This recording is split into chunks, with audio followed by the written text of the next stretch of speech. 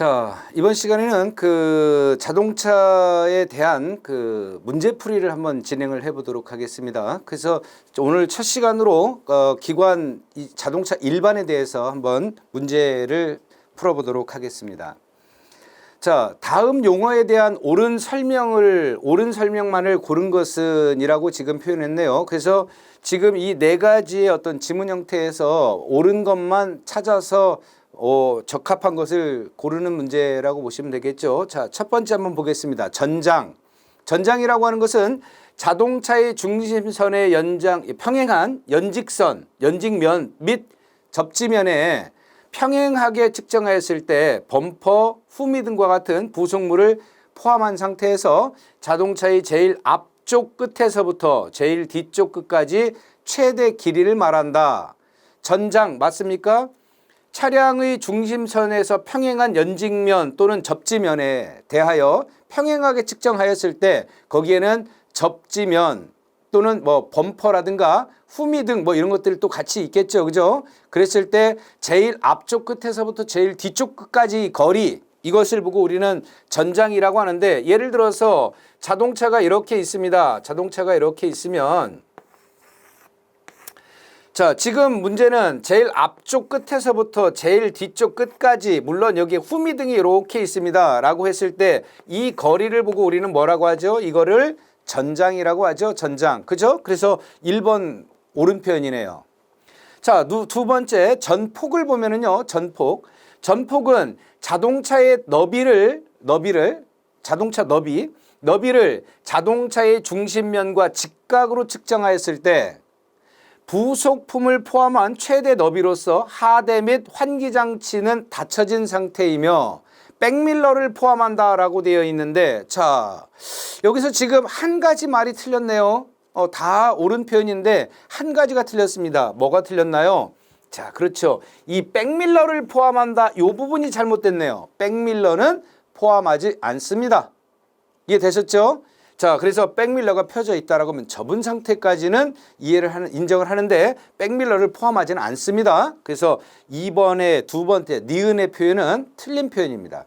윤거라고 하는 것은요, 좌우 타이어가 지면을 접촉하는 지점에서 좌우 복륜 간격의 중심에서 바깥쪽까지의 거리, 이 얘기는요, 뭐 예를 들어서 우리 윤거라고 하는 것은 자동차를 정면에서 쳐다보면 자동차가 이렇게 있고요, 그 다음에 바퀴가 이렇게 있을 거 아닙니까? 그죠? 바퀴가.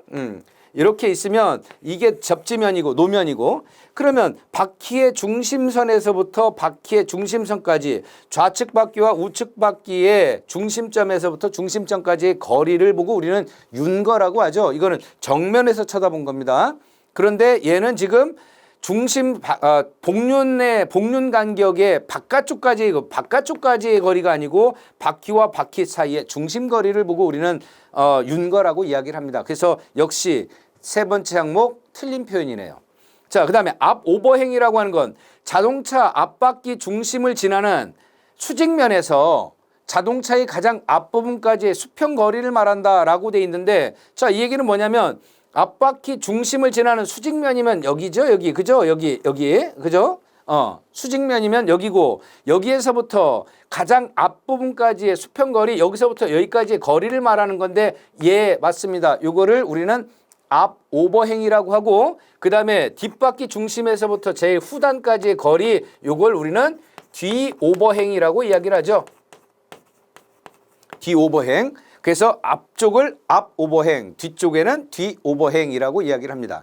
그래서 적당한 표현, 가장 옳은 것은 뭡니까? 기역과 리을인 4번이 정답이겠죠. 맞습니까? 자, 그래서 4번이 가장 옳은 표현이겠네요.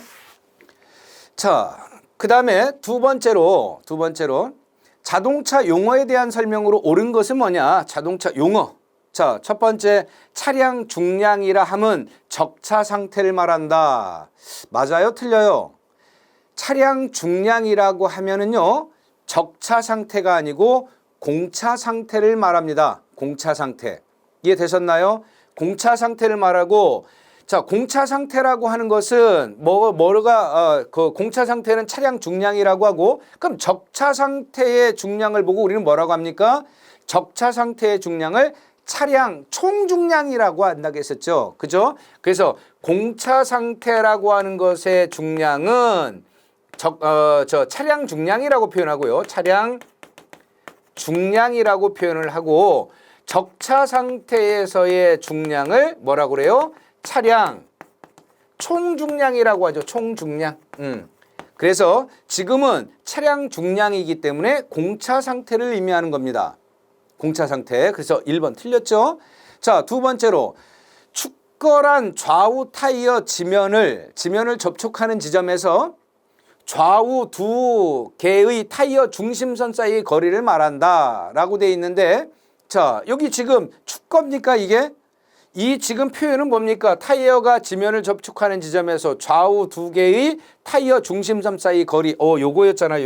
요게 뭐라고 했습니까? 윤거였었잖아요. 윤거. 지금 2번의 표현은 윤거를 표현하는 겁니다. 그러면 축거라고 하는 것은 뭡니까? 축거는 그렇죠.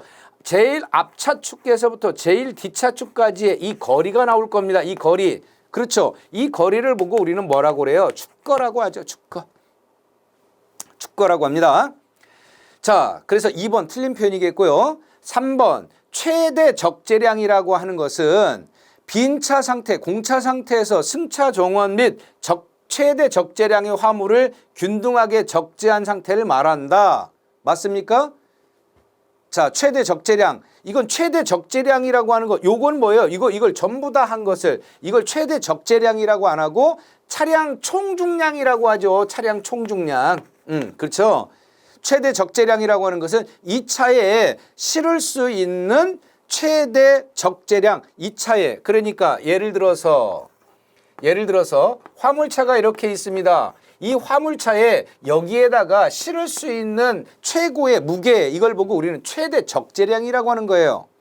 자, 우리가 예를 들어서 1톤의 화물 자동차다라고 하면 1톤까지 실을 수 있는 게 최대 적재량인 거죠. 그죠? 근데 지금처럼 빈차, 공차 상태에 승차 정원 다 태우고 그 다음에 최대 적재량까지 다 실은 상태에서의 그 상태는 그렇죠. 차량 총중량이 되는 거죠. 이해되십니까? 최대 적재량이라고 하면은 이만큼, 이 부분이 우리가 얘기하는 최대 적재량일 겁니다. 이 차에다가 실을 수 있는 최대 중량, 이걸 우리는 최대 적재량이라고 하는 거고, 최대 적재량 싣고 사람 다 타고 했을 때, 공차 상태에서 사람 다 타고 최대 적재량 실었을 때 이 차의 전체적인 무게를 우리는 차량 총중량이라고 한다고 했었습니다. 이해되셨죠? 자, 그 다음에 네 번째, 차량 총중량이란 자동차의 최대 적재 상태에서의 중량을 말한다. 맞죠? 거기에 뭐 승차 정원도 다 태운 상태라고 하면은 더욱더 정확한 표현이 될 수가 있겠죠. 자, 어쨌든 차량 총중량이라고 하는 것은 이 차의 최대 적재 상태, 최대 적재 상태라고 하는 것은 뭐예요? 적재량과 사람 다 태운 것을 적재 상태라고 하겠죠. 그래서 4번이 가장 적합한 표현이겠네요. 그래서 다시 한번 정리를 하면요. 차량 중량이라고 하는 것은, 차량 중량은 공차 상태에서 그 본연의 상태를 보고 우리는 공차 상태의 차량 중량이라고 한다. 그 다음에 축거라고 하는 것은 축과 앞차축과 뒷차축까지의 거리, 이걸 보고 우리는 축거라고 한다. 그 다음에 최대 적재량이라고 하는 것은 이 차에 실을 수 있는 최대 무게, 그죠? 최대 중량, 이것을 보고 우리는 최대 적재량이라고 하고, 차량 총중량은 여기에 최대 적재 상태로서 중량을 말하는 것을 보고 우리는 차량 총중량이라고 한다고 했었습니다. 되셨죠? 자, 3번 문제 보겠습니다. 다음 중 자동차 관리법상 자동차의 종류에 대한 설명으로 틀린 것은 뭐냐? 뭐가 틀렸냐 이거죠? 10인 이하를 운송하기에 적합하게 제작된 자동차를 승용자동차라고 한다. 맞습니까? 자, 맞습니다. 10인까지를 우리는 10인승까지를 승용자동차라고 하고요. 11인승 이상 되는 것을 우리는 승합자동차라고 명칭합니다. 그래서 10인까지는 승용, 그 이상 11인승부터는 승합자동차입니다. 두 번째로 캠핑용 자동차 또는 캠핑용 트레일러는 승합자동차로 분류한다. 맞습니까? 자, 틀렸죠? 뭐가 틀렸어요? 캠핑용 자동차라든가 이런 것들은, 트레일러는 뭡니까? 트레일러 장치죠. 그죠? 트레일러 장치입니다. 자, 그래서 이렇게 표현하면 되겠고요. 그 다음에 이륜 자동차는 총 배기량으로 분류한다. 미안합니다. 잠깐만요. 우리 앞에 다시 넘어가서 캠핑용 자동차 또는 캠핑용 트레일러는 승합 자동차로 분류한다. 이것도 맞는 표현입니다. 미안합니다. 맞는 표현이에요. 그래서 캠핑용 자동차 또는 캠핑용 트레일러 이런 것들은 승합 자동차에 포함합니다.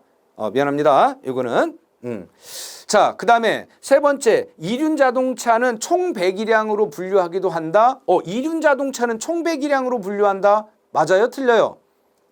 이게 틀렸네요. 이륜 자동차는요, 총 배기량, 전격 출력을 가지고서 분류하는 게 아니고요.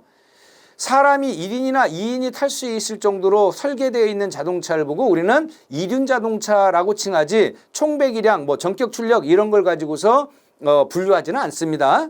이해되셨죠? 자, 이것들은 법에 그렇게 정해져 있습니다.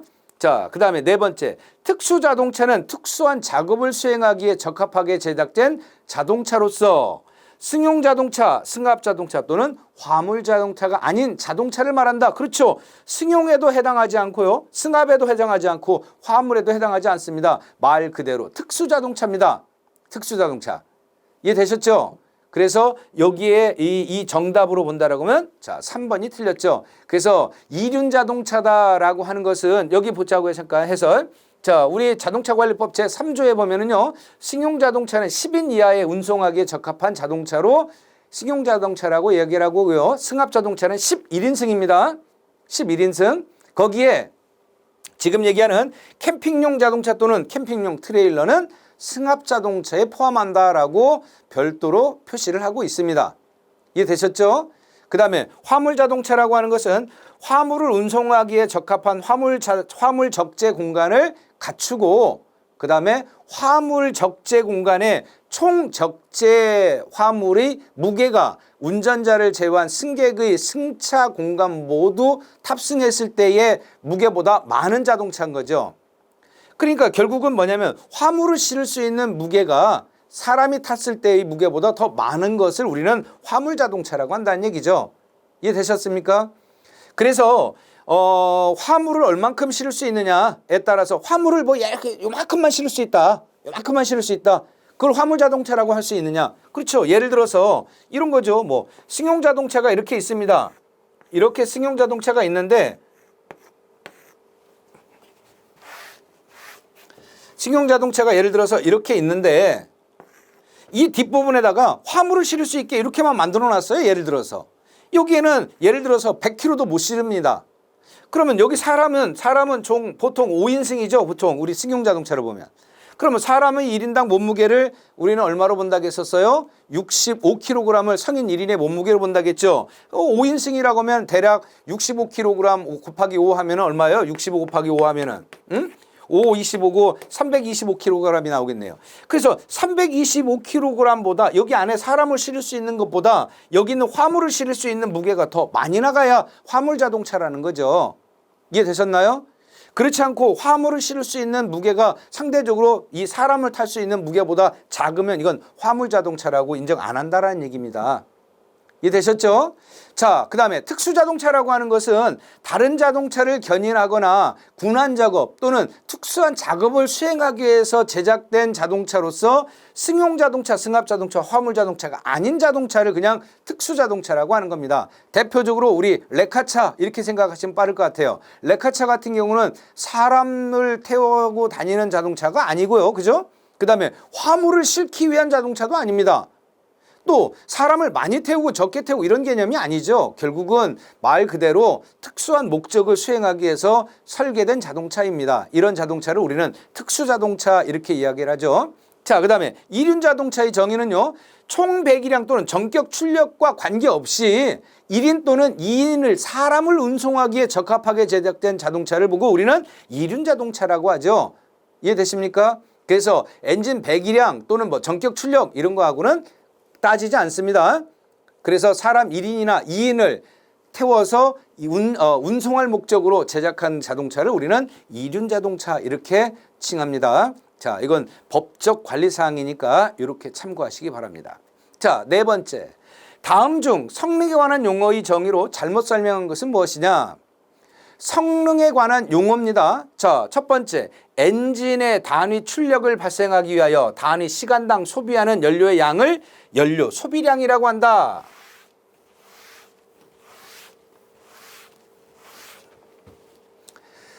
자, 단위 시간당 출력을 발생하는 거고요. 단위 시간당 얼만큼 연료를 소비했느냐.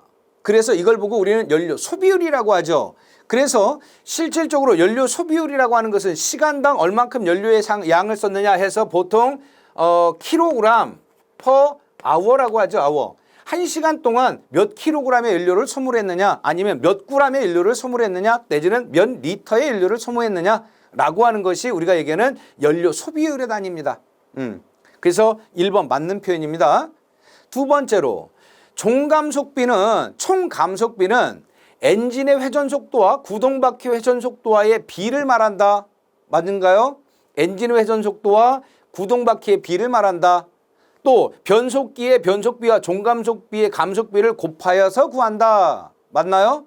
자, 2번 맞는 표현이죠. 자, 보자고요. 우리 실시 파트에서 공부했었던 내용 같은데요. 동력 전달 장치 할 때.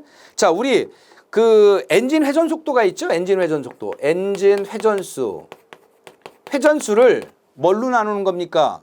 바퀴 회전 속도를 구하려면 바퀴 회전 속도. 그렇죠? 바퀴 회전수를 구하려면 엔진 회전수를 뭘로? 그렇죠. 총 감속비로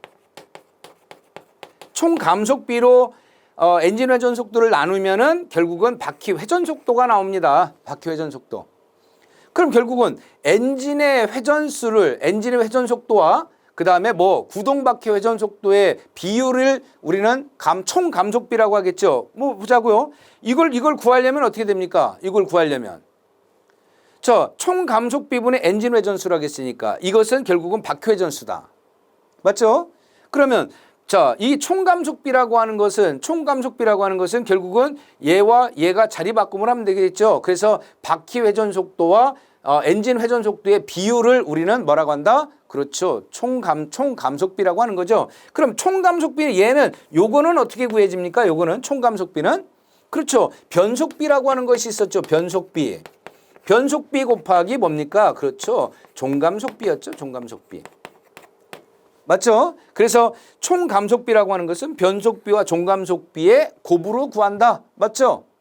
맞췄습니까? 그죠? 그래서 2번 맞는 정답이고요. 3번을 보면은 최소 회전 반경을 선회할 때 안쪽 앞바퀴 자국의 중심선을 따라 측정하여 12m를 초과해서는 아니 된다라고 돼 있습니다. 맞아요? 틀려요?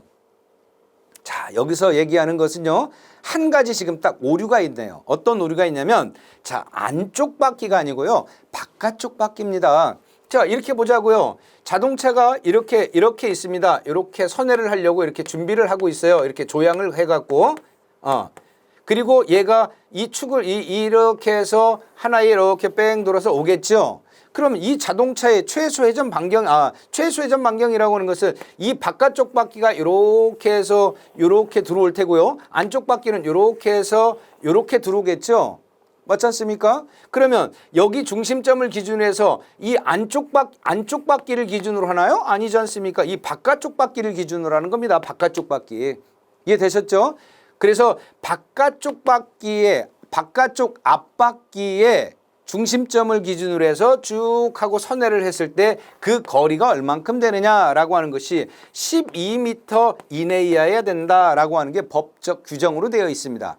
그래서 여기서는 지금 안쪽 바퀴가 아니고 바깥쪽 바퀴라고 하는 말이 들어가야 정확한 표현이 될 수가 있다는 얘기죠. 그래서 안쪽이라는 말이 잘못된 표현입니다. 네 번째, 등판 능력은 자동차가 최대 적재 상태에서 1단 변속으로 하고 언덕을 올라갈 수 있는 능력을 말하며 등판할 수 있는 최대 경사 각도로 표시한다.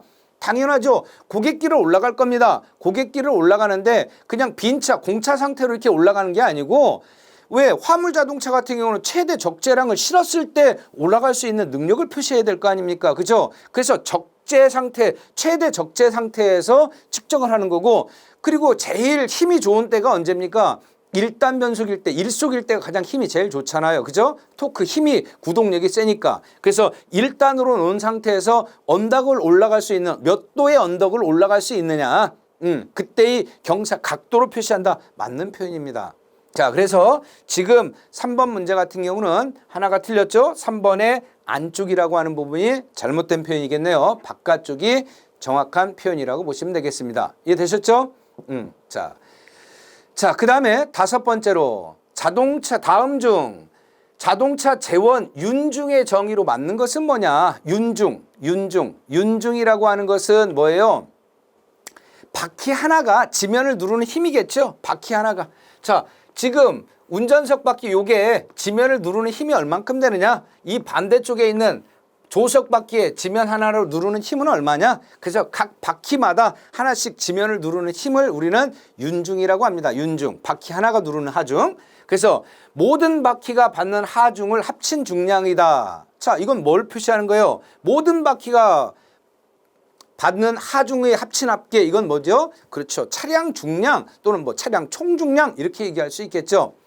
자, 두 번째. 자동차가 수평 상태일 때 한 개의 바퀴가 수직으로 지면을 누르는 중량. 그렇죠? 2번이 정답이겠네요. 그죠? 2번이 정답입니다. 3번. 자동차가 수평 상태에 있을 때 한 개 차축에 연결된 바퀴의 중량. 한 개 차축이라고 하면 축이 누르는 하중이지 않습니까? 그죠? 한 개 축. 그러면 그걸 보고 뭐라 그래요? 그렇죠. 축중이라고 하겠죠. 이 전체의 축에 의해서 누르는 하중은 얼마냐? 라고 하는 게 축중이라고 하는 거죠. 그래서 3번 표현은 축중을 의미하는 거고요. 4번 자동차가 수평 상태에 있을 때 앞바퀴 2개가 받는 하중을 합친 중량. 앞바퀴 2개가 그럼 이것도 역시 뭐예요? 축중하고 똑같은 말이겠죠. 그죠? 자, 그래서 윤중의 정의로 맞는 것은 자 2번이 정답이겠네요. 자, 6번 한번 보겠습니다. 자동차의 재원의 정의가 잘못 설명된 것은 뭐냐? 윤거라고 하는 거 뭐죠? 그렇죠. 앞바퀴와 앞바퀴 사이의 거리를 우리는 윤거라고 했었죠. 맞죠? 자, 그래서 차체 좌우 중심선 사이의 거리, 차체 좌우가 아니고 바퀴죠. 바퀴 접지면 접지되어 있는 바퀴의 중심선 사이의 거리를 우리는 윤거라고 하는 거죠. 그래서 지금 차체 좌우라고 했으니까 요거는 틀렸네요. 그죠? 그래서 1번이 틀린 표현이겠고요. 자, 두 번째로 전장이라는 말이 있는데 전장은 자동차의 제일 앞쪽 끝에서부터 제일 뒤쪽 끝까지 최대 길이 전장 맞고요. 전고는 제일 낮은 점에서부터 제일 높은 부분까지의 높이를 우리는 전고라고 이야기를 하죠. 그 다음에 축거라고 하는 건 앞차축에서부터 앞차축 중심에서부터 제일 마지막 축 중심까지의 거리, 이걸 보고 우리는 축거라고 한다고 했었습니다. 뭐 그동안 다 설명했었던 부분이니까 넘어가도록 하겠습니다. 자, 7번을 보면은요. 적재함 내측 길이의 중심에서부터 뒷차축 중심까지의 차량 중심선 방향의 수평거리를 무엇이라 하느냐? 자, 이거는 뭔 얘기냐면요. 이런 자동차가 이렇게 있습니다.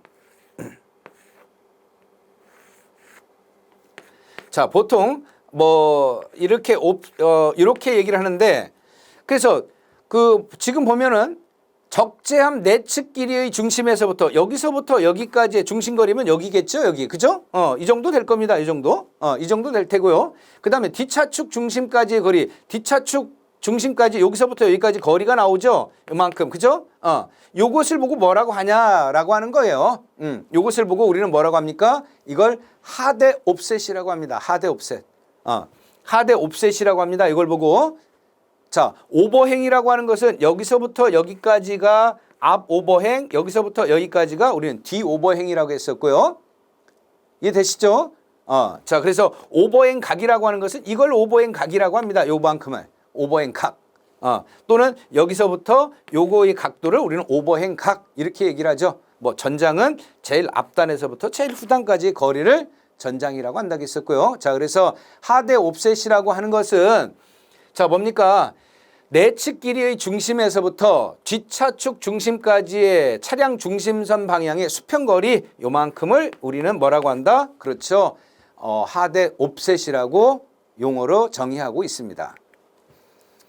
자, 그래서 하대 옵셋이라고 하는 것은 지금같이 이러한 형태로서 구해집니다.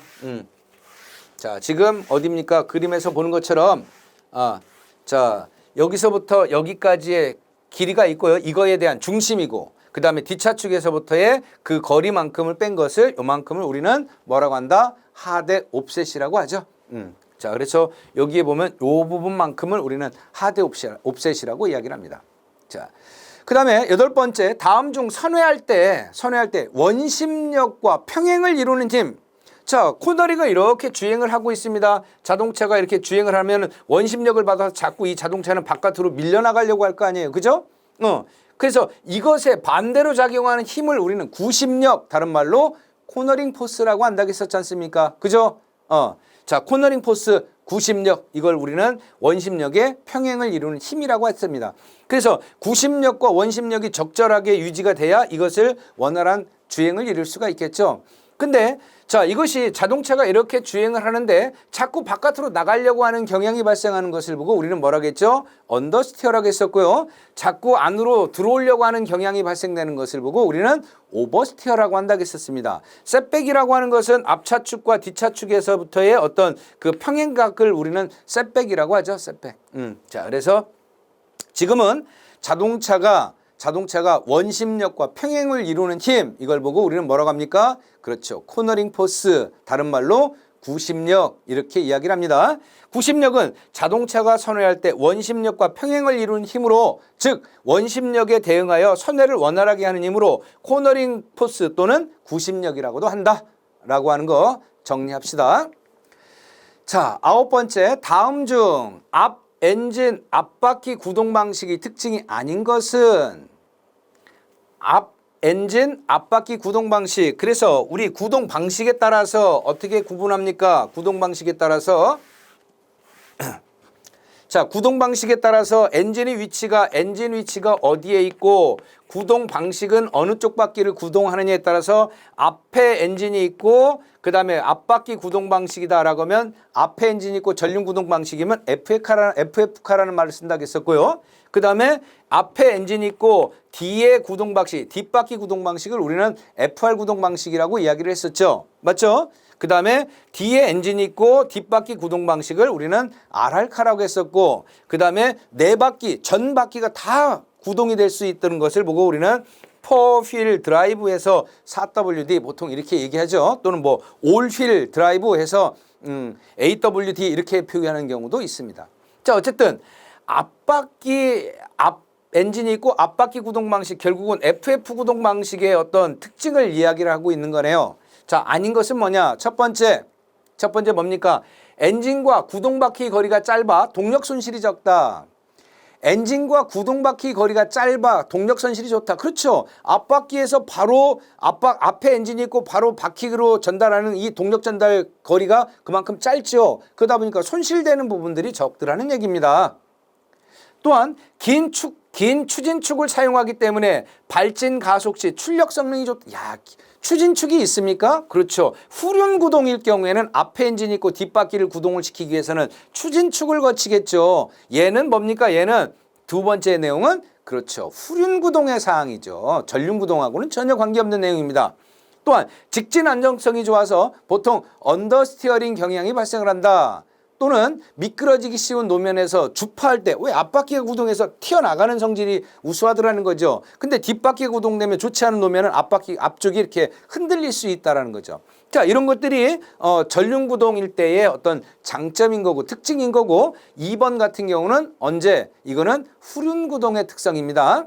자, 그래서 앞 엔진 앞바퀴 구동 방식의 주요 특징을 보면 엔진과 구동바퀴 거리가 짧아 동력 손실이 상대적으로 적고요.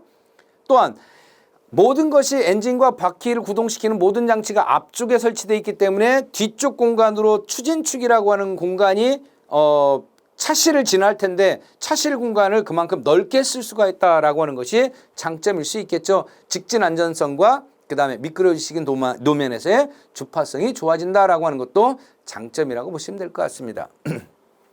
자, 10번 보겠습니다. 자동차의 차량 총중량, 윤중, 축중에 대한 설명으로 잘못된 것은 뭐냐? 자, 뭡니까? 야, 여기서 보면은요. 시험 문제 자체가 이렇게 나오면은 어떻게 얼마나 좋을까요? 그죠? 이런 문제가 나오면은 자, 여기서 보면은 1번 아니면 2번 둘 중에 하나겠네요. 그죠? 그렇죠? 그래서 보통 문제들은요. 그런 것 같습니다. 꼭 사지선다형이지만 사지선다형이라고 해도 이 분명히 두 개는 아니에요. 그죠? 이 분명히 두 개는 아닐 것 같아.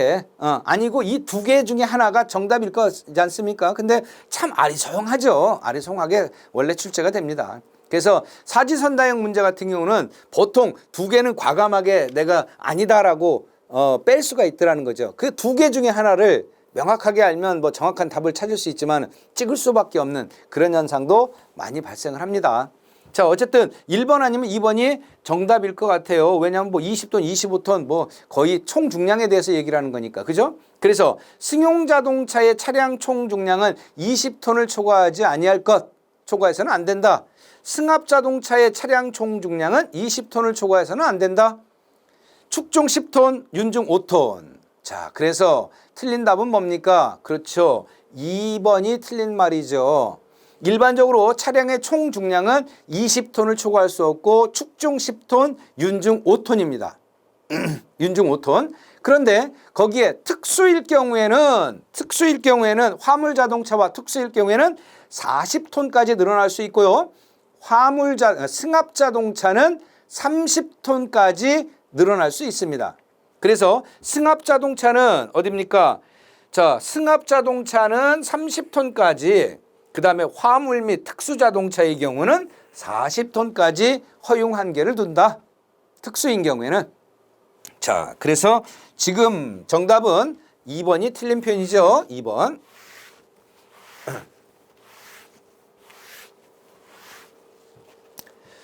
자, 그래서 정답은 2번이 정답이고요. 제조 원가가 싸고 차 내부 공간을 크게 할 수가 있다. 야, 이거 차 내부 공간을 크게 할 수가 있다. 뭡니까? 당연히 앞에 엔진이 있고 앞바퀴 구동 방식이야만이 내부 공간을 넓게 쓸 수 있지 않습니까? 자, 보자고요. 자, 자동차가 이렇게 있는데 이게 이제 이렇게 자동차입니다. 이렇게. 그럼 여기 앞바퀴가 이렇게 있을 테고요. 여기가 차실 아닙니까? 그죠? 차실. 그러면 앞에 엔진이 있고 앞바퀴 변속기라든가 이런 것들이 있어서 바퀴를 직접 구동하면은 차실을 이렇게 그대로 다 쓸 수가 있지 않습니까? 근데 앞에 엔진이 있고 후륜 구동 같은 경우는 변속기가 이렇게 들어가고 여기에 추진축이 들어가서 뒷바퀴를 구동시키다 보니까 이거 들어가는 공간만큼 차실이 그만큼 좁아지잖아요. 그죠?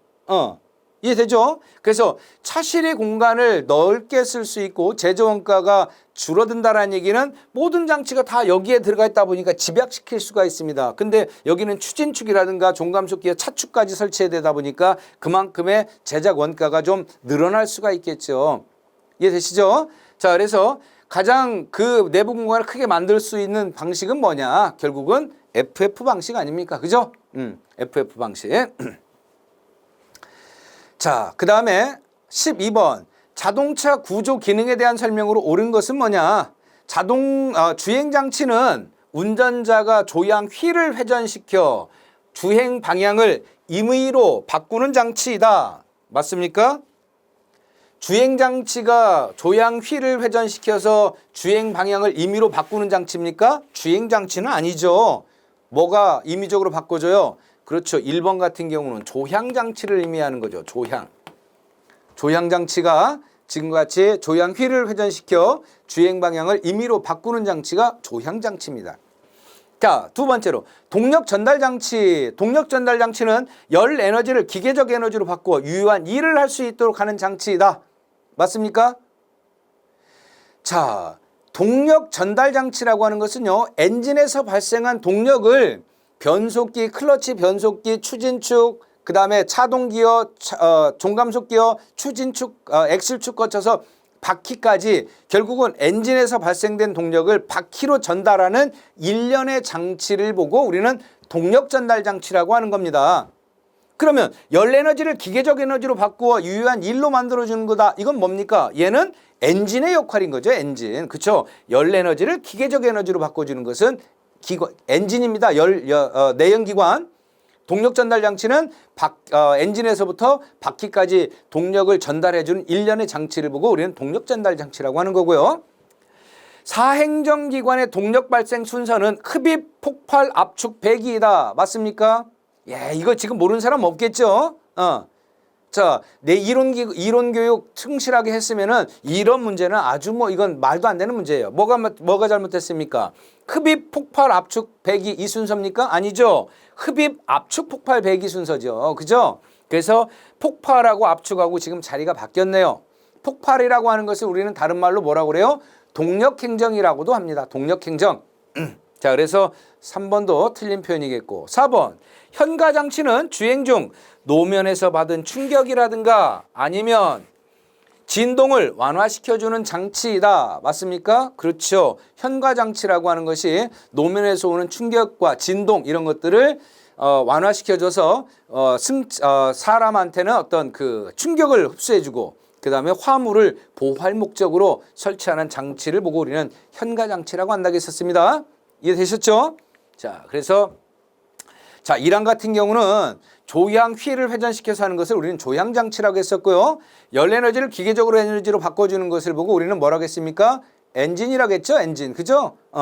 동력 전달 장치가 아닙니다. 자, 그 다음에 4항 같은 경우는 흡입, 압축, 폭발, 배기 순서로 이루어지고 있습니다. 그죠? 그래서 압축과 폭발이 바뀌었었습니다. 그죠? 자, 이런 특징이 있었고 13번 봅시다.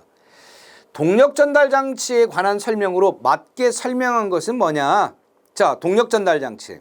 동력 전달 장치라고 하는 것은 종감속비는 구동 피년 이수에 대한 링기어 이수의 비율을 말한다 라고 돼 있는데 자, 얘가 잘못됐네요.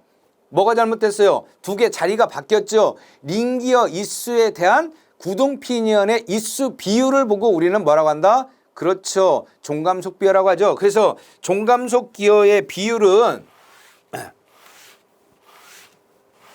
자, 종감속비는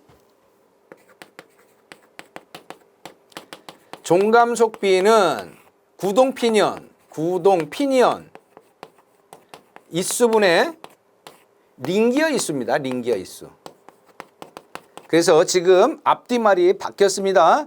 링기어 이수에 대한 구동 피니언의 이수의 비율을 말하는 것이 종감속비입니다. 그래서 1번 틀린 표현이겠고 2번 FR 형식에서는 변속기와 종감속 사이에 설치된 것을 추진축이라고 한다. 그렇죠. 후륜구동에서 변속기와 종감속 장치의 축을 연결시켜주는 것 그게 뭡니까? 그게 추진축 드라이브 라인이라고 하는 것이죠. 그래서 2번 정답이겠고요. 3번 차량 선회 시 차동 사이드 기어의 회전수는 같고 차동 피니언 기어의 회전수가 달라진다. 바깥쪽 차동 기어가 회전하려면 결국은 타고 돌아갑니다. 타고 돌아가는 거고 이 타고 돌아가는 것 때문에 결국은 이 안쪽 바퀴가 적게 돌아가고 바깥쪽 바퀴가 그만큼 많이 돌아가는 거죠. 그래서 3번 내용 틀린 내용입니다. 자, 그래서 3번 틀린 거고요. 4번 FF 방식에서는 변속기와 차동기어 장치가 일체형으로 제작된 것으로 트랜스퍼 케이스다라고 돼 있는데 FF 방식, 자, 변속기와 차동기어 장치가 일체 구조로 되어 있는 건 맞습니다. 여기까지는 맞는데 이건 그냥 일체형 변속기 및 차동기어 장치 이렇게 이야기를 하겠죠. 그걸 보고 트랜스퍼 케이스라고 안 합니다. 트랜스퍼 케이스라고 하는 것은요, 보통 어디에서 사용하는 거냐면 우리 사륜구동 방식 있죠. 자, 예를 들어서 자동차가 이렇게 있고 여기에 엔진이 있고요. 클러치, 변속기 있고 그 다음에 추진축, 종감속 기어, 차동 기어, 양쪽에 엑셀축 이게 일반적인 후륜구동이죠.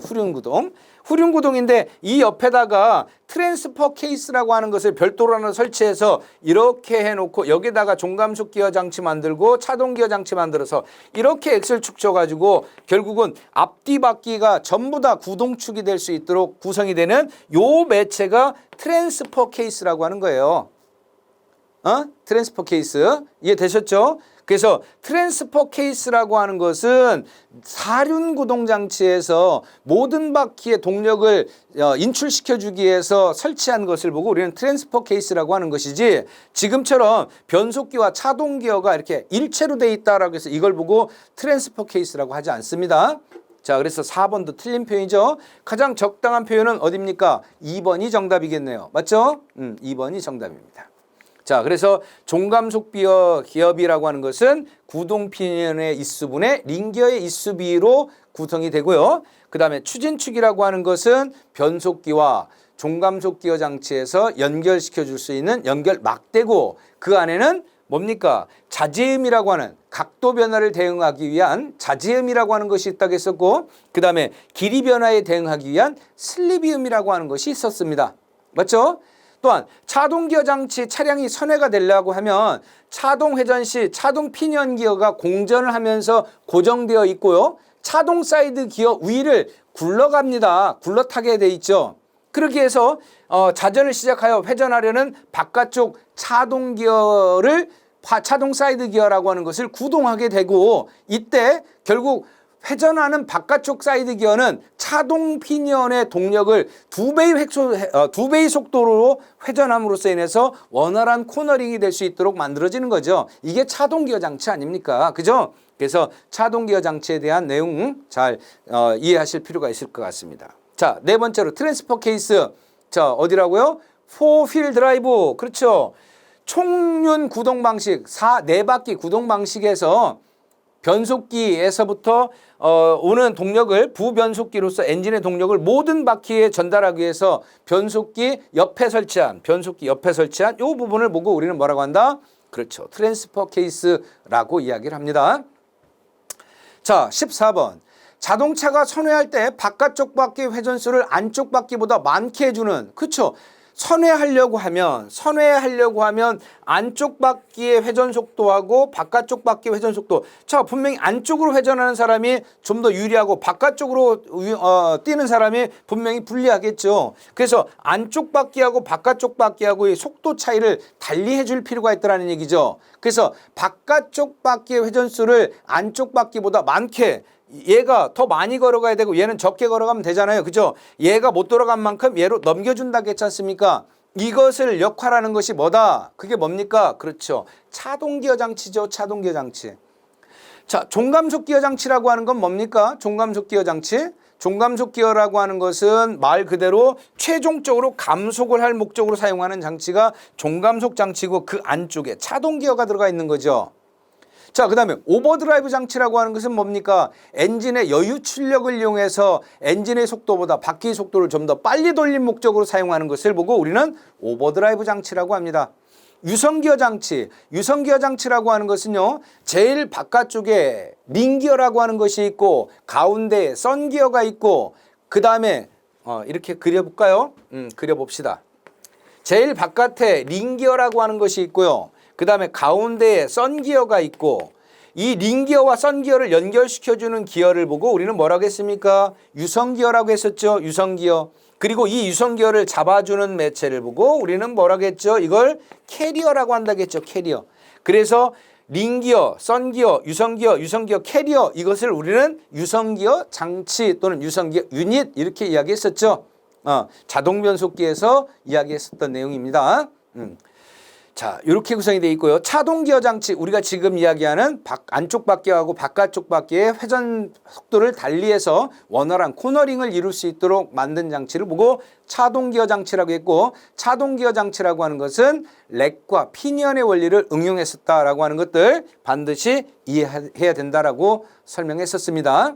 자, 15번 문제 봅시다. 재원상 차량 중량에 포함되지 않는 것은 뭐냐? 차량 중량. 재원상. 자, 운전자 1인의 중량, 연료의 중량, 예비 타이어의 중량, 냉각수의 중량. 자, 뭡니까? 지금 뭡니까? 차량의 중량이라고 하면 사람이 승차하지 아니하고죠. 그쵸? 이건 뭘 얘기하는 거예요? 공차 상태를 이야기하겠죠. 차량 중량은 공차 상태에서 측정한다고 했었고 차량 총 중량은 적차 상태에서 측정을 하는 거니까요. 그죠? 차량 중량은 지금 공차 상태를 의미하는 겁니다. 그럼 공차 상태는 사람이 타면 돼요? 안 돼요? 사람이 타지 않은 상태에서 점검하라는 겁니다. 그 다음에 연료의 무게 당연히 들어갈 테고요. 그 다음에 스페어 타이어 포함한다고 했었죠. 예비 부분품 이런 것들은 포함하지 않습니다. 이런 것들은 포함하지 않지만은 예비 타이어는 포함을 합니다. 그래서 예비 타이어, 냉각수, 연료, 윤활유 만재한 상태에서 운행이 가능한 상태의 자동차를 보고 우리는 뭐라겠어요? 그렇죠. 공차 상태라고 얘기했지 않습니까? 그죠? 공차 상태. 자, 그래서 지금 뭐는 차량 중량 공차 상태라고 하는 것은 지금 뭡니까? 운전자 1인의 중량 요거는 예외다. 제외가 된다. 자, 그 다음에 16번째 전륜 구동 방식. 앞바퀴 구동 방식이겠죠. 앞에 엔진이 있고 프론트 드라이브 방식입니다. 그래서 자동차의 장점을 나열하였다. 옳지 않은 것은 전후 차축 간의 하중 분포가 균일하다. 맞나요? 자, 우리 전륜 구동 같은 경우는 보통 앞에 엔진이 있고 앞바퀴 구동 방식이니까 모든 자동차의 구성품들이 거의 앞쪽에 몰려 있습니다. 그러다 보니까 앞의 하중이 많고 뒷쪽 바퀴, 뒷바퀴 쪽의 하중은 적어요. 그래서 하중 분포가 균일한 게 아니고 극심하게 한쪽으로 쏠려 있는 형상이죠. 그죠? 그래서 전후 축 간의 하중 분포가 균일하다라고 하는 것은 어떻게 보면 후륜 구동의 어떤 장점인 거죠. 후륜 구동의 어떤 특징이라고 보시면 될 테고요. 그래서 1번 틀린 표현이네요. 2번 동력 전달 경도가 짧아. 그렇죠. 앞바퀴에서 바로 동력을 전달해서 바퀴를 전달한다고 했었으니까 그래서 동력 손실이 적고요.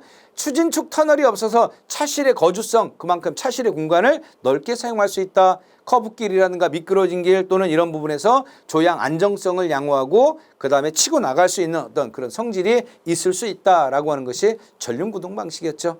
이해되셨죠? 그래서 전후 차축 간의 하중 분포가 균일하다라고 하는 개념은 전륜 구동이 아니고 후륜 구동의 하나의 어떤 특징으로 보시면 되겠습니다. 자, 그 다음에 구동바퀴. 구동바퀴의 구동력을 크게 하려면 어떻게 해야 되느냐? 구동력을 크게 하려면 어떻게 하는 것이 좋겠느냐? 자, 구동력을 크게 하기 위해서는요. 자, 어떻게 합니까? 축의 회전력을 작게 한다.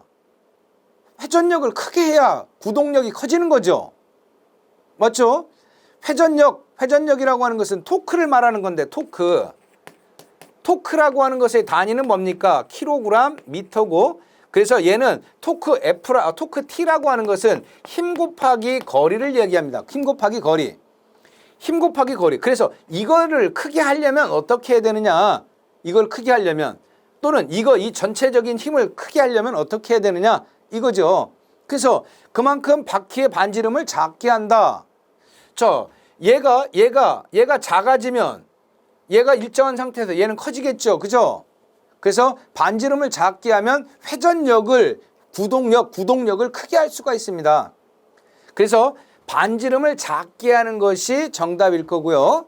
바퀴의 반지름이 커지면 커질수록 그만큼 구동력은 작아집니다. 또한 접지면이 작은 타이어를 사용한다. 접지면이 아무래도 넓은 걸 써야 되겠죠. 그래야 구동력을 좀 더 강하게 해서 치고 나갈 수가 있지 않겠습니까? 그죠? 그래서 구동력을 크게 하려면 구동력이란 바퀴를 구르게 하는 힘을 말하는 건데 이 힘은 바퀴에 걸리는 입력 토크가 같다면 만약에 토크 T라고 하는 것이 같다라고 하면 반지름이 작아야 얘가 같은 조건이라고 했을 때 얘가 작아야 결국은 얘가 커지고 얘가 커지면 얘가 같이 커질 수가 있지 않겠냐 이거죠. 그래서 힘을 크게 하려면 바퀴를 작게 만드는 것이 힘이 좋아진다라는 겁니다. 자, 이해되셨죠? 그래서 우리는 그때 회전력 토크라고 하는 것은 힘 곱하기 거리다 라고 하는 것으로 표현을 합니다. 그래서 얘가 줄어들어야 얘가 커질 수가 있다는 얘기죠. 자, 18번 자동차의 도로 위를 달릴 때 진행을 방해하는 저항이 아닌 것은 자동차의 어떤 주행 저항을 말하는 거네요. 그렇죠? 자동차의 저항. 그 첫 번째 뭐가 있습니까? 주행 저항 있죠. 당연히 주행을 하면서 노면과 타이어 사이에서의 마찰 저항이라고 하는 것도 있을 테고요. 그 다음에 공기 저항이라고 하는 것도 있을 겁니다. 그죠? 자, 그 다음에 가속 저항. 가속 저항이라고 하는 것은 뭡니까? 운전자가 가속을 해서 모든 장치들은 전부 다 회전 운동을 해서 뒤 바퀴까지 전달돼서 오죠. 그죠? 회전 운동을 해서. 근데 가속을 하면 할수록 이 운동 방향은 자꾸 옆으로만 가려고 그래요. 옆으로. 그죠? 자동차가 이렇게 있는데 이렇게 엔진이 이렇게 동력이 전달돼서 얘가 회전 방향으로 하죠. 그래서 얘는 앞으로 나가려고 하는데 회전하는 힘은 옆으로만 하려고 하다 보니까 진행 방향의 반대 방향으로, 진행 방향에 어떻게 보면 직각 방향으로 힘이 발생한다라고 해서 이게 저항의 요소가 돼버리는 겁니다. 이걸 보고 우리는 가속 저항이라고 하죠. 그래서 가속 저항이라고 하는 것이 영향을 받을 수 있을 테고요. 그 다음에 오르막길을 올라갑니다. 고갯길을 올라가면 자동차에 등판 저항이 발생을 하겠죠. 그렇죠? 그래서 등판 저항, 가속 저항, 주행 저항 이런 것들은 전부 다 자동차가 도로를 달릴 때 자동차가 진행하는 데 있어서의 방해 요소가 되는 것들이죠. 그러나 기관의 마찰 저항이라고 하는 것은 자동차가 달릴 때뿐만이 아니고 이건 자동차가 정지돼 있을 때도 마찰 저항은 있는 겁니다. 그죠? 그래서 이 마찰 저항이라고 하는 것은 기관 엔진 자체에서의 어떤 저항인 것이지 실질적으로 자동차가 달리려고 할 때의 어떤 저항 요소하고는 우리가 구분돼서 이야기할 수가 있겠죠.